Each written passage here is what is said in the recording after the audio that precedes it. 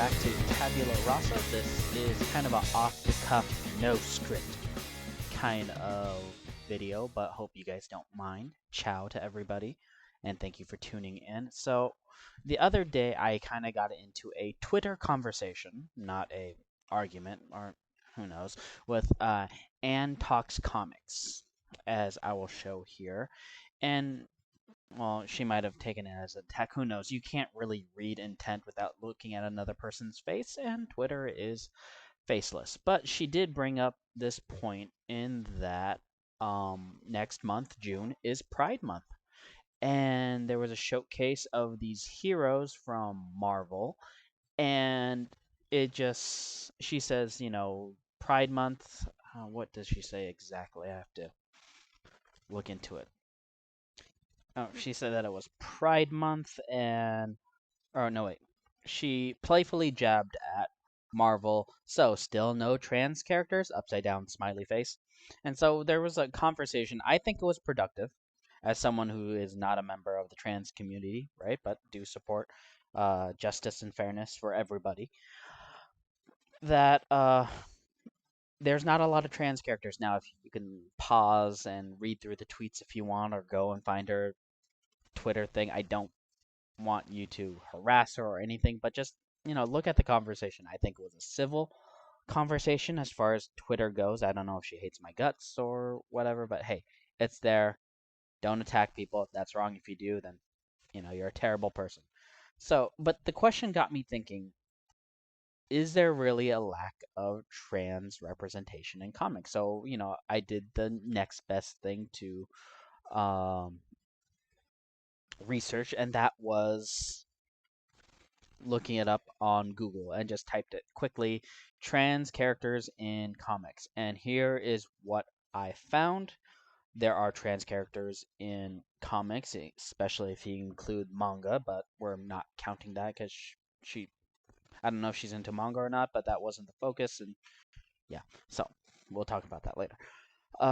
So this is what I found, and specifically looking into the superhero genre, right? Because that's her focus. Because Marvel and DC, they're great at superheroes, arguably not so much at anything else. So let's see what I found. So far, I have 6 from Wikipedia that I looked up. From the Wicked and the Divine is Cassandra slash Uter, UDR, something.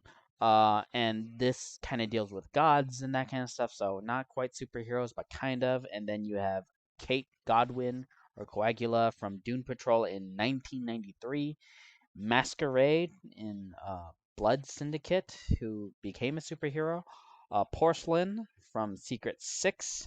The Sandman had a couple trans characters in it. Not a happy ending in those. And Alyssa Yeoh in Batgirl from 2011 to 2016. And that was the end of the list. And that's not even 10 characters. So it just kind of raises a question to me in that, yes, Anne does have a point.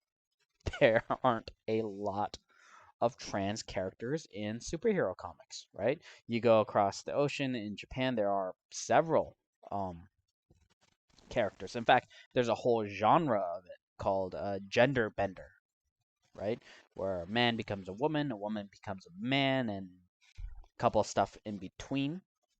So it's there, but that's not what she's looking for. She's looking for specifically with capes and superheroes and that genre, and there's not a lot to say at the very least. So she does have a point.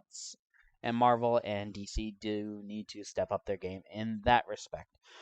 But then it also got me questioning this, and this is someone from that's not part of the trans community. I'm for fairness and justice for everybody. So what is the way to that in this case? All right. So one way to approach it is through basically Twitter mob justice. Basically, you bug them and get a bunch of people to agree with you, and they'll make a change, right? And it has done some good things, Me Too and whatnot, but also done some terrible, terrible things. Uh, I know there is this idea for some people that cancel culture does not exist, but people do get canceled, whether from the onslaught of uh, hate messages from social media, being doxxed, death threats. These do cause people to go away from Twitter, and if that's not being canceled, I don't know what is, right? So there's that way. Maybe if you get enough people scared enough of making the wrong decision, right? Or the wrong representation or whatever, they'll learn eventually. Not exactly the most productive way of doing things, and we all know how extreme Twitter can get, so that's probably not the way to do it. Uh, so what would the solution be? Um, Now speaking from an outsider's perspective, I don't know too many trans people personally. Uh, don't really know what their experiences would be like. I do know that there is a story there to tell. Uh, that being said, how do we get comics, DC and Marvel and capes to represent trans people, right? In a way that, that's not partisan or political or that kind of stuff. And I think I do have a solution here. Now, here's the thing. This is tied into manga, which Anne kind of, I guess, I don't know how to describe it, chides me or just be like, dude, why keep bringing this up, right? Because I did point out a couple times that manga has been taking over the U.S. market. In fact, last month, the top 20 selling graphic novels were manga, right? No American comics whatsoever, right? Now, if you're an American comic publisher like Marvel or DC, that is worrisome to say at the very least. Now, we know that companies will not do the right thing because it's the right thing, right? You can go back to how companies dealt with lead in everything. We know that lead is dangerous to people. It's toxic and it harms them, but there was a huge fight to get lead out of, stuff that affects people and their health. Things like in paint, gasoline, and it was everywhere. It was terrible. Canned foods. Right? Just getting that out was a battle, to say. And then we're also talking about companies, DC and Marvel, do not exactly have the best history in treating their creators uh, with respect. Creators of Superman and Jerry, Jerry and Joe. I always forget their last names, but those creators basically died in poverty because they signed over the rights over, and the company didn't want to give them any credit or, treat them with respect. Jack Kirby bounced back from Marvel and DC and back because, not because, I mean, it wasn't because, he loved comics so much he wanted to work at both. Partially, it was due to the way they treated him. We also had Todd McFarlane. Part of the reason why he created his own comic book company was the way that he was treated. They're not big on change, and you're trying to force change on these companies that never was big on change to begin with. So, how do you get them to change? Certainly not through Twitter.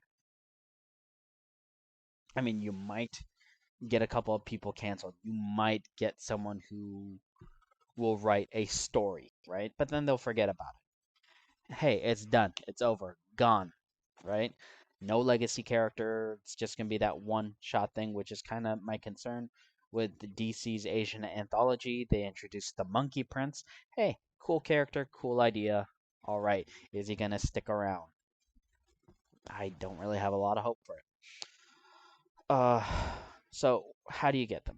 Right? So I did mention that uh, DC and Marvel are losing money to manga.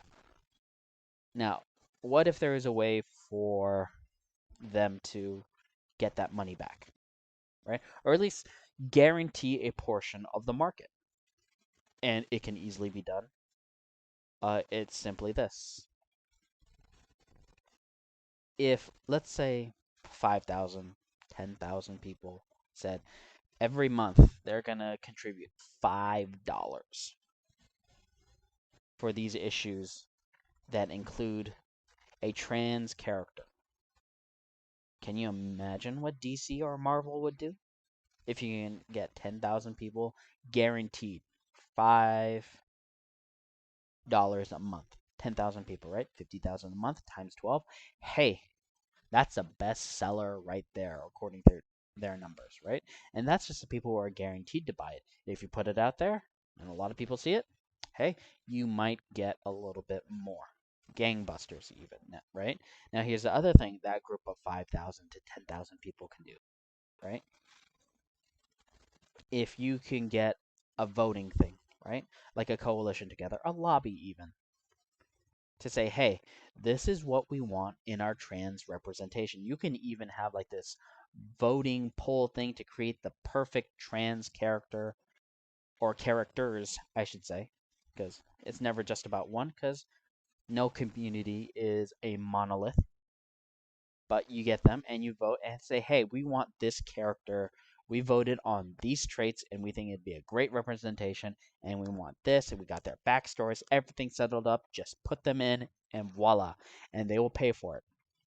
Imagine that, right? Community driven, right? And then you entrust artists.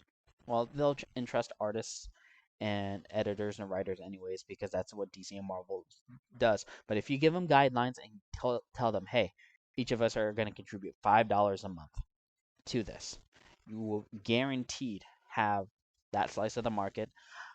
You think they won't jump for that? In fact, you know what? Maybe I should make that into an experiment, right? I am not part of the trans community. I don't really have a huge stake in getting this representation in. I don't really know anyone who would die or just be so grateful for this. But you know what? Why don't we give this a shot? And it might be a good idea, anyways. If we can get a group of people together, right? And it has to be in at least a couple thousand, a couple hundred won't work. Several $1,000s every month, donating $5 like a Patreon thing. And in that meantime, because it's not going to happen right away, um, we vote on what makes it a trans character. Because here's the other big thing about this, and I'm speaking it from an outsider's point of view. I have no idea. An outsider who's not trans will have no idea what a trans person would look like in the comic books, right? Usually, and this is in comic book art because it's stylized, there's a certain way that you draw people to indicate masculine and feminine, right? Men are drawn with bigger, harder lines, edgier, straighter lines, gives it that tough, manly look, or stereotypically manly look at this point. And women are drawn with more curves, softer edges, pointed chins, you know, smaller, more petite, and that just gives it the look of female. Now, what trans is asking is basically, regardless of what you put in, it's what you say or what the characters say they are. So a guy or a character could look big, burly, masculine in the traditional sense, and they can identify as a woman, and they are a trans woman at that point, and they are a woman, so there, right? But what makes it that and not just, make it look like a dude that's wearing a dress, right? Those are the things that's really hard to portray, I think, in art. And this is what this group can do. Get a coalition of people together, several thousand people, if we can do that, and just do on Twitter or whatever these polls. Hey, we're making a new character. Let's build it up together. Basically, what's it, like a character creator from, any RPG that does that in video games. And on top of that, we put in the backstory, we put in this, and we put a story together. Get some writers, authors, um, artists. They put up their ideas. Hey, what if they look like this? Or hey, I have a good idea on their backstory. Let's say they don't have the dead uncle this time, or whatnot. Choose the representation that we want, and you vote on it. Hey, do we want the tragic trans person route? We can vote on it. If do we want, the accepting trans person route? We can vote at that. How realistic do you want to make that experience, right? Who do we want to base it off of?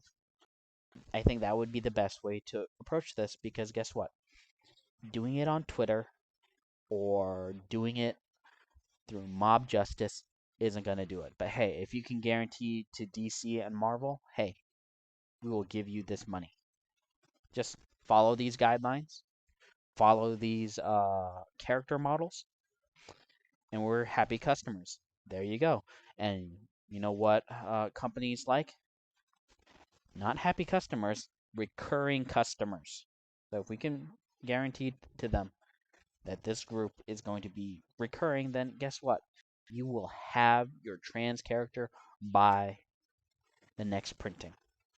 This has been Tabula Rasa. These are my thoughts on this issue. Hopefully, you guys did enjoy it and you enjoyed listening to this, whether it's in the morning or in the evening. Ciao.